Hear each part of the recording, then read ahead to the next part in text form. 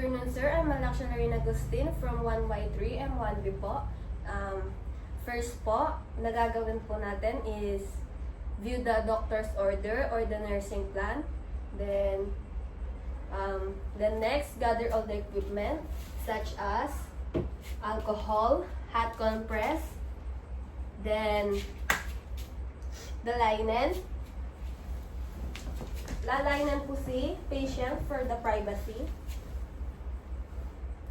Then, ko-close po yung curtains. Then, so next naman po is after po ma-close ng curtains, identify the patients.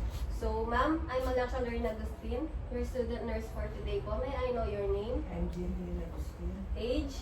44 years old, Birthday? January 8, 1982. So, after po nun is position the client sa comfortable po siya.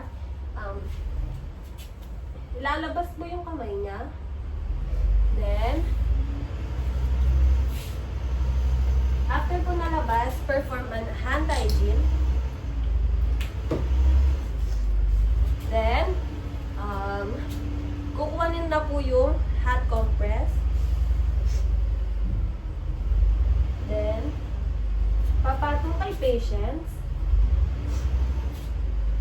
Papato yung hot compress kung saan yung masakit ni patient.